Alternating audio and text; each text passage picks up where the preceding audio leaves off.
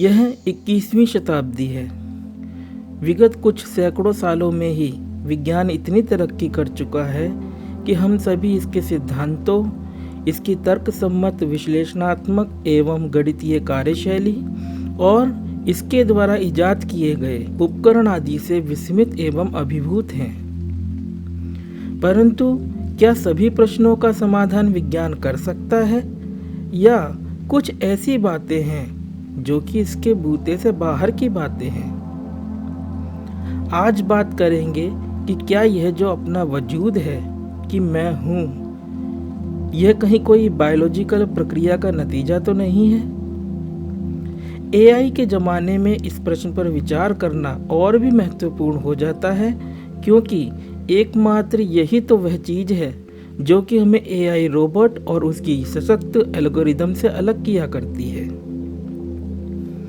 इस गूढ़ विषय पर चर्चा करने से पूर्व पढ़ देते हैं हमारे पास आया एक प्रश्न, जिसके समाधान द्वारा इन सभी प्रश्नों पर विस्तार से चर्चा होगी। प्रश्न इस प्रकार से है।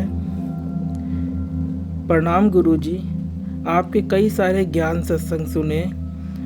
आपने आत्मबोध अर्थात अपने होनेपन के विवेक को जगाना ही महत्वपूर्ण बताया है, जबकि हम व्यक्ति भाव से जीते आए हैं और अब मैं अपने विवेक से समझ अपने होनेपन में रह पा रहा हूँ, वो भी बिना किसी ध्यान विधियों के। परंतु जो विवेक हो रहा है वो शरीर और मन से ही आ रहा है और मन सक्रिय मस्तिष्क से उत्पन्न हुआ है। इस तरह कहा जा सकता है कि अपने होनेपन को जानना एक बायोलॉजिकल क्रिया हो गई, क्योंकि ये सक्रिय मस्तिष्क से ही संभव है। यहाँ सक्रिय मस्तिष्क से मेरा तात्पर्य है कि हम होश में हैं, क्योंकि गहरी नींद में या जब डॉक्टर किसी तरह से बेहोश कर दे तो मन का वो हिस्सा निष्क्रिय हो जाता है जो अपने होनेपन को जान रहा है, जिससे ये बोध भी खत्म हो जाता है कि मैं हूँ। और जब मैं हूँ का बोध खत्म हो जाता है तो समय और स्थान भी नहीं रह जाते, क्योंकि गहरी नींद से जागने के बाद ऐसा ही महसूस होता है जैसे सोने और जागने के बीच 1 सेकंड का अंतर था। तो गुरुजी, ऐसा ही मृत्यु के बाद भी होगा। तो मेरा प्रश्न यह है गुरुजी कि क्या मृत्यु के बाद भी अपने होनेपन को जानते रहा जा सकता है? मेरे ज्ञान के अनुसार ऐसा संभव नहीं लगता है। इस प्रश्न के समाधान हेतु हम कुछ महत्वपूर्ण बिंदुओं पर बारी बारी से चर्चा करेंगे, जिससे प्रश्नकर्ता को अपनी अनेक भूलों का ज्ञान हो सकेगा कि कैसे वह हमारी बातों को उनकी यथार्थता एवं गहराई से समझने में असफल रहे हैं। इन बिंदुओं के स्पष्टीकरण से हम यह आशा करते हैं कि सिर्फ उन्हें ही अपनी जिज्ञासा का समाधान प्राप्त नहीं होगा, बल्कि इस सत्संग को सुनने वाले अनेक जिज्ञासु श्रोतागणों को भी अनेक महत्वपूर्ण बातों का पता चलेगा। ये महत्वपूर्ण बिंदु इस प्रकार से हैं। पहला बिंदु, मैं हूँ का ज्ञान किसी बायोलॉजिकल प्रक्रिया की देन नहीं है। दूसरा बिंदु, गहरी नींद में भी मैं का बोध है। तीसरा बिंदु, क्या मृत्यु के बाद भी होनेपन को जानते रहा जा सकता है? तो चर्चा को शुरू करते हैं पहले बिंदु से। मैं हूँ का ज्ञान किसी बायोलॉजिकल प्रक्रिया की देन नहीं है। ना तो मन मस्तिष्क की उपज है, ना ही विचार। ना तो मन शरीर के भीतर है और ना ही विचार। सुनने में यह बात अटपटी जरूर लगेगी, क्योंकि हम अक्सर वह बात बोला करते हैं जो कि सब नहीं बोला करते। हम बोला करते हैं कि मन अथवा विचार शरीर में नहीं होते हैं। ऐसा हम कह रहे हैं सिर्फ इसलिए मत मानिए, बल्कि इसलिए मानिए क्योंकि ऐसा स्वयं आपका अपना अनुभव है। आप क्यों नहीं खुद से ही इस तथ्यात्मक बात को जान लो? ऐसी स्पष्ट बात और कौन बोलता है? शायद बहुत ही कम लोग। हम सभी को बचपन से लोगों द्वारा गुरुओं द्वारा, समाज संस्कृति द्वारा यह घोटा पिलाया गया है कि संसार है, संसार में शरीर है, शरीर में मन है और मन में आत्मा है। यह पूरी की पूरी बात ही गलत है। जो हम सबका अनुभव है उसके अनुसार सही क्रम इस प्रकार से है कि आत्मा है, आत्मा में मन है, मन में संसार और शरीर है। पहले वाली बात, पहले वाले क्रम को सभी लोगों द्वारा माने जाने के कारण लोग आत्मा को शरीर के भीतर कुछ ध्यान व्यान लगा कुंडलिनी चक्र आदि जगह खोजने का व्यर्थ का पराक्रम क्रिया करते हैं। जरूरत है बुद्धि सुधार लो भाई। विज्ञान जिस पर हमें इतना यकीन है, प्रश्नकर्ता भी किसी सक्रिय मस्तिष्क से मन की उत्पत्ति की बात लिखते हैं। एक प्रश्न पर वह विज्ञान आज तक मौन है कि दिमाग में चेतना, कॉन्शियसनेस कैसे उत्पन्न हो जाती है। वैज्ञानिक जगत में इसे हार्ड प्रॉब्लम ऑफ कॉन्शियसनेस कहा जाता है। इस विषय पर हमने चेतना नहीं होती दिमाग में नामक शीर्षक वाले सत्संग में विस्तार पूर्वक चर्चा की है, जिसको कि प्रश्नकर्ता को जरूर से जरूर सुनना चाहिए। विज्ञान की यह हार्ड प्रॉब्लम ऑफ कॉन्शियसनेस सदैव अनुत्तरित रहेगी, या वह कॉन्शियसनेस के नाम पर कुछ और चीज को परिभाषित कर उसके संबंध में कोई बात या सिद्धांत पेश कर देगा, जिसे कि कोई दूसरा वैज्ञानिक जल्दी ही काट देगा, और यह खेल ऐसे ही चलता रहेगा। हार्ड प्रॉब्लम ऑफ कॉन्शियसनेस सदैव अनुत्तरित ही रहेगी, क्योंकि अभी जो हमने पहला क्रम बताया कि संसार में शरीर, शरीर में मन, विज्ञान इस बात को तथ्य के रूप में लेकर चलता है। आपकी जिज्ञासा का समाधान विज्ञान के सिद्धांत और आध्यात्मिक वार्ताओं इन दोनों से नहीं होगा, बल्कि स्वयं के अनुभव के परीक्षण से होगा। जरा सोचिए कि क्या आपने कभी भी यह अनुभव किया है कि मन अथवा विचार मेरे भीतर हैं, या सिर्फ बस आपने प्रैक्टिस कर दूसरों को ऐसा बोलता देख ऐसा बोलना सीख लिया है कि मन शरीर के भीतर है और विचार शरीर के भीतर है। आपके पास कोई भी अनुभव नहीं है जिसके आधार पर आप ऐसा कह सके कि विचार मेरे मस्तिष्क में चला करते हैं। रमन महर्षि ताउम्र कहते रहे कि उस स्रोत को खोजो जहां से कि विचार उठा करते हैं। जब आप उस स्रोत को खोजेंगे तो किसी मस्तिष्क में उस स्रोत को नहीं पाएंगे, बल्कि खोजने वाले आप स्वयं भी खो जाएंगे और शेष रह जाएगा होनापन या कहें हैपन। हमने एक बात अपने सत्संग तथा लेख आदि में बार बार कही है, कहते रहते हैं कि मैं देश काल में नहीं है। आपको, हम सबको यह भ्रम है कि मैं देश काल में है, टाइम एंड स्पेस में है। इसी भ्रम के कारण हम स्वयं को व्यक्ति अथवा जीव माना जाना समझा करते हैं। हम कहते हैं कि मैं हूं के भाव को विषय के तौर पर जानने की चेष्टा कदापि ना करें। क्यों कहते हैं हम ऐसा? ऐसा हम इसलिए कहते हैं क्योंकि यह मैं विषय कदापि नहीं हो सकता, क्योंकि यह देश काल से अतीत है। प्रश्नकर्ता को स्वयं का परीक्षण करना चाहिए कि कहीं मैं हूं के भाव को विषय करके जानने में तो नहीं लगा हुआ हूं। यदि बात ऐसी है तो पुनः आप विधि के चक्कर में ही पड़ गए हैं, ना कि उससे छूट गए हैं, और ना ही हमारी बात को आपने यथार्थतः समझा है। ये सारी समस्याएं ठीक से सत्संग को ना समझने के कारण, अपने पूर्वाग्रहों एवं मान्यताओं को ना त्यागने के कारण तथा देहाध्यास रूपी महा बीमारी से ग्रसित होने के कारण होती हैं। मैं हूं के भाव के दो पक्ष हैं, दो पहलू हैं। एक पक्ष इसको गलत समझने की ओर बढ़ाता है तथा दूसरा पक्ष इसको इसके वास्तविक स्वरूप में समझने में मदद करता है। इन दो पक्षों को, पर्सपेक्टिव्स को स्पष्ट करने के लिए हम एक एनालॉजी का सहारा लेंगे। कल्पना कीजिए कि एक सफ़ेद पर्दे पर एक फिल्म चल रही है। प्रोजेक्टर के द्वारा उस सफ़ेद पर्दे पर रंग बिखेरे जा रहे हैं, जिससे पर्दे का सफ़ेदपन परिच्छिन्न हो गया है, छुप गया है तथा फिल्म के विभिन्न पात्र, घटनाएं आदि देश काल सहित जानने में आने लगे हैं।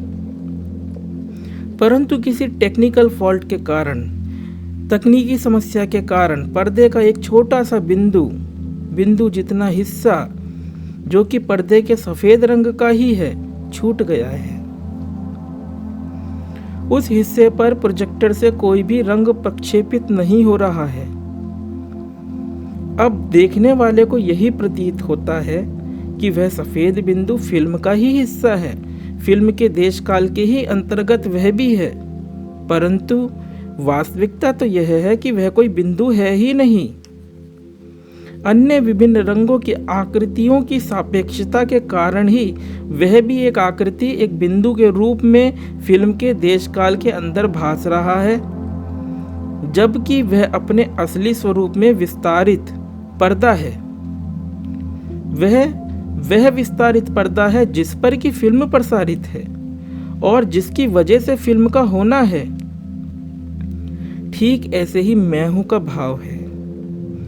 चूंकि प्रश्नकर्ता ने इस मैं हूं के भाव को गलत परिप्रेक्ष्य में समझा, इसलिए वह इसको सांसारिक देश काल के अंतर्गत समझ रहे हैं, शरीर के भीतर इसे समझ रहे हैं, मस्तिष्क के क्रियाकलापों का बाय प्रोडक्ट इसे समझ रहे हैं, जैसे कि सारे वैज्ञानिक समझ रहे हैं। और प्रश्नकर्ता सहित ये सारे के सारे वैज्ञानिक गलत समझ रहे हैं।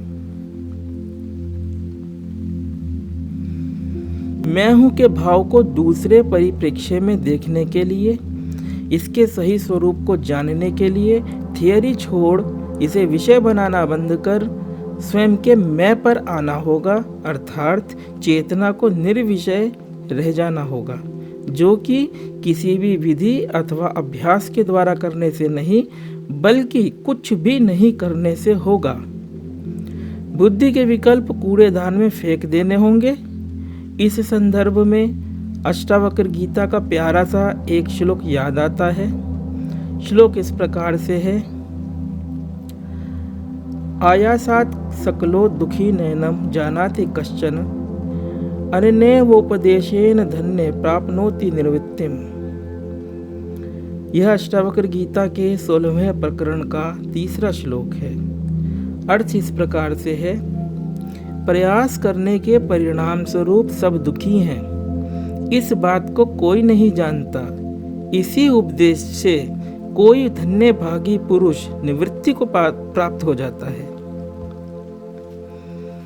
प्रयास से नहीं, अप्रयास से, अभ्यास से नहीं, अनाभ्यास से यह स्वयं का मैं जानने में आएगा, लेकिन विषय के रूप में जानने में नहीं आएगा। यह सहज रूप से स्वयं का होना मात्र है। यह मैं हूं का भाव उस अनंत सत्ता का सिग्नेचर है, हस्ताक्षर है। इस श्लोक से अगले ही श्लोक में अष्टावक्र मुनि राजा जनक के प्रति कहते हैं, व्यापारे खिद्दते यस्तु निमेषोन्मेष योरपि तस्यालस्य धूर्णस्य सुखम नानस्य कस्यचित्। अर्थात पलकों को खोलने और बंद करने में भी जिसे आलस्य प्रतीत होता है, ऐसे महा आलसी को ही सुख है, दूसरे किसी को नहीं। कितनी विचित्र बात है। क्या आलसी बन जाए? नहीं, श्लोक का आशय यह है कि पलक खोलने और बंद करने में भी कर्म है, प्रयास है, सहजता नहीं है। इसकी तुलना में स्वयं के मैं को ज्ञात करने के लिए इतना भी श्रम नहीं करना है, क्योंकि यह मैं कोई पाने जैसी चीज ही नहीं है। हमसे गलती यह हो रखी है कि हम इस मैं हूं के भाव को या मैं को स्वयं की कोई वैयक्तिक चीज समझा करते हैं, अर्थात इस शुद्ध मैं को व्यक्ति का मैं बना डाला करते हैं, जबकि सच्चाई यह है कि यह मैं निर्वैयक्तिक है, इसके हम हैं, ना कि यह हमारा है। इस शुद्ध मैं के संदर्भ में एक और सुंदर श्लोक है अष्टावक्र गीता में ही 18वें प्रकरण का 71वां श्लोक। श्लोक इस प्रकार से है, शुद्ध स्फुरण रूपस्य दृश्य भावं पश्यतः क्व विधि क्व च वैराग्यम क्व त्यागः क्व शमोऽपि वा। अर्थात दृश्य भाव को नहीं देखते हुए शुद्ध स्फुरण रूप अर्थात आत्मा का अनुभव करने वाले को कहाँ विधि, कहाँ वैराग्य, कहाँ त्याग और कहाँ शांति प्राप्ति के प्रयास हैं। यह श्लोक सीधी सीधी बात कहता है कि दृश्य भाव को नहीं देखना है। दृश्य मतलब जो भी कुछ आप जान सकते हो या जान रहे हो वह सब। भाव का अर्थ है होना। इस प्रकार से दृश्य भाव का अर्थ हुआ दृश्य का होना। अब श्लोक को उसके सही अर्थ में समझें कि दृश्य है, इस बात को त्यागो। यह त्यागना कैसे होगा? क्योंकि त्यागा तो उसे ही जा सकता है जो कि हो। यह त्यागना इस प्रकार से है कि देखते हुए भी नहीं देखना, सुनते हुए भी नहीं सुनना, करते हुए भी नहीं करना। यह अनाभ्यास है, यह विधि नहीं है, यह मन के क्षेत्र की वस्तु नहीं है और यह सहज ध्यान है। इस विषय में अनेक प्रकार से हम बताते ही रहते हैं, इसलिए बात को यहीं समाप्त कर चर्चा में अगले बिंदु को लेते हैं। यह बिंदु है गहरी नींद में भी मैं का बोध है। प्रश्नकर्ता अपने प्रश्न में लिखते हैं कि गहरी नींद में या जब डॉक्टर किसी तरह से बेहोश कर दे तो मन का वह हिस्सा निष्क्रिय हो जाता है जो कि अपने होनेपन को जान रहा है, जिससे मैं हूं का बोध भी खत्म हो जाता है। पहली बात तो यह है कि ऐसा नहीं है कि मन का कोई हिस्सा है जो कि मैं हूं को या स्वयं के होनेपन को जान रहा होता है। मैं हूं का भाव मन से परे है, देश काल से परे है, यह अद्वैत है। यह ऐसा नहीं है कि कोई है जो कि कुछ को जान रहा है। जहां तक गहरी नींद की बात है तो यह कोई अवस्था नहीं है जो कि आती हो और चली जाती हो। इस विषय में, गहरी नींद के विषय में पूर्ण विस्तार से जानने के लिए आप गहरी नींद में हम क्या है शीर्षक से हमारे सत्संग को कृपया सुनिए, या मांडुक्योपनिषद पर आधारित हमारी जो पुस्तक है आप उसे भी पढ़ सकते हैं। उसमें पूरे एक अध्याय ही इस विषय में है जिसमें कि यह बात स्पष्ट की गई है। गहरी नींद हो या फिर बेहोशी हो, दोनों में ही होश विद्यमान रहता है। होश कभी भी बेहोश नहीं हुआ करता। जरा विचार करें, जिसका कि नाम ही होश हो, क्या वह कभी भी बेहोश हो सकता है? क्या प्रकाश कभी भी अंधकार हो सकता है? कदापि नहीं हो सकता। गहरी नींद में अथवा बेहोशी में केवल मात्र विषयगत अनुभव बंद होते हैं, विचार अशेष होते हैं, ना कि मैं या कहे होश कहीं गायब हो जाता है। इसी के साथ एक बात और गांठ बांध लें कि मैं और होश दो भिन्न भिन्न चीजें नहीं हैं, बल्कि एक ही बात आत्मा के दो नाम हैं। बात जब अस्तित्व के दृष्टिकोण से की जाती है तब मैं, शुद्ध मैं या मैं हूँ के भाव की बातें बोली जाती हैं, इन शब्दों का इस्तेमाल किया जाता है। और बात जब ज्ञान के, जानने के या कहें संज्ञानता के दृष्टिकोण से कही जाती है तो होश शब्द का प्रयोग किया जाता है या चैतन्यता शब्द का प्रयोग किया जाता है, कॉन्शियसनेस या अवेयरनेस शब्द का प्रयोग किया जाता है।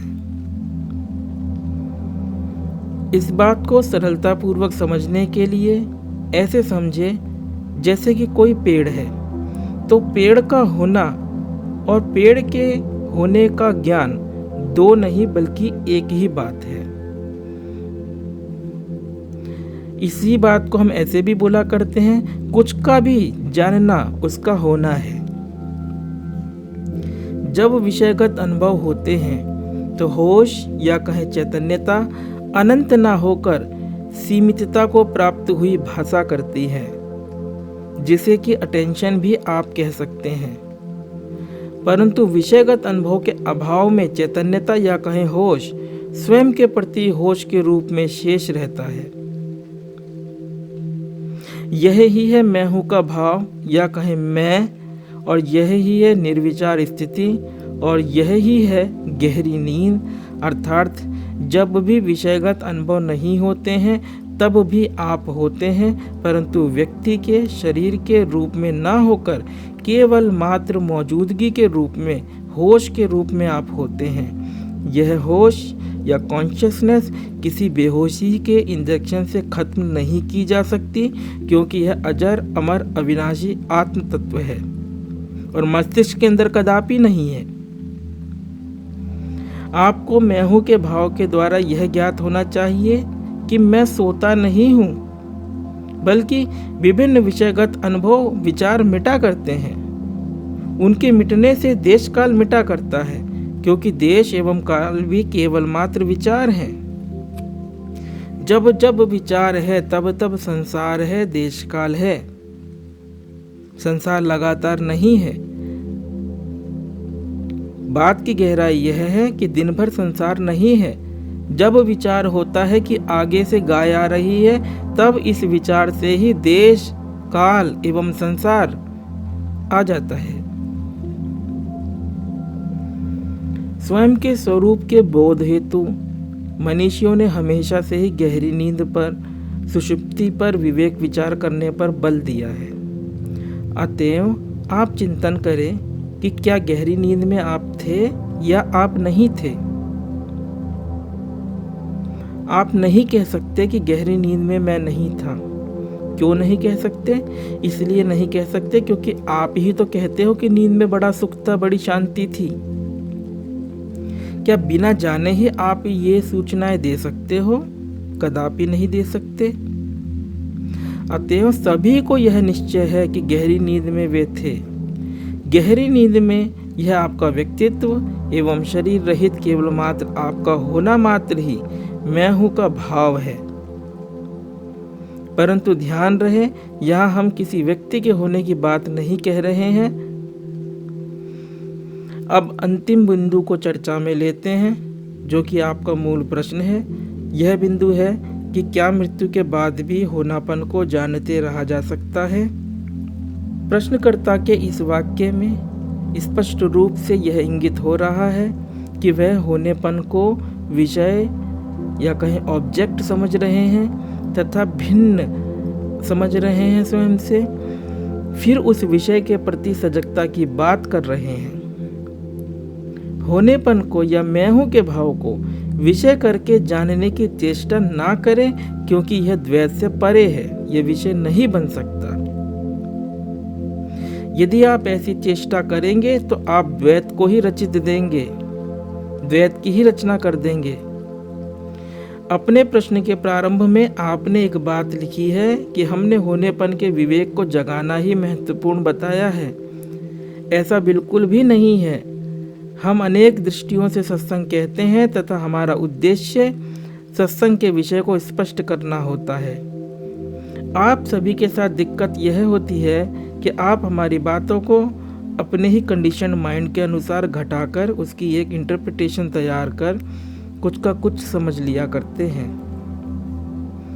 जहाँ तक मृत्यु की बात है वह होती ही नहीं है, वह एक कंसेप्ट है, एक विचार है। जिसकी मृत्यु होती है वह शरीर एवं व्यक्ति आप नहीं हो।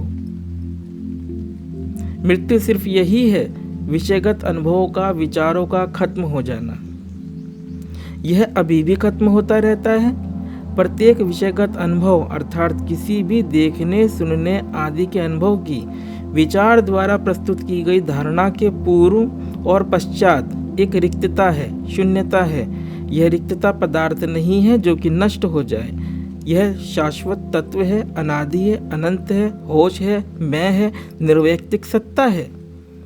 यह ना कहीं से आती है ना कहीं जाती है।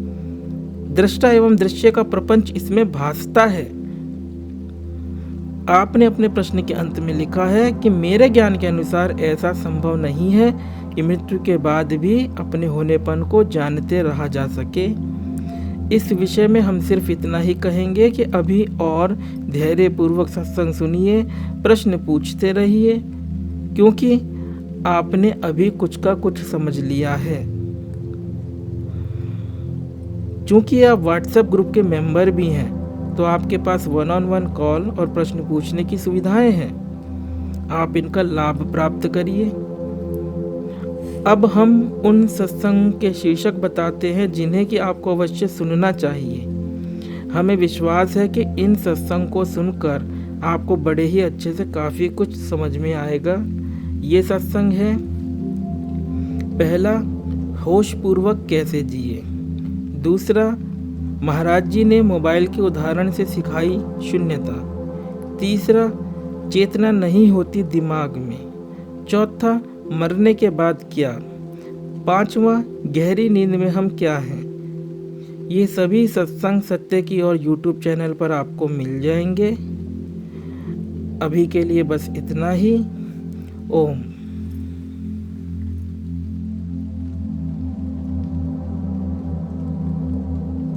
अगर आपको यह वीडियो पसंद आया है तो वीडियो को लाइक जरूर करें और चैनल को सब्सक्राइब कर इस ज्ञान के प्रवाह में अपनी श्रद्धांजलि अर्पित करें।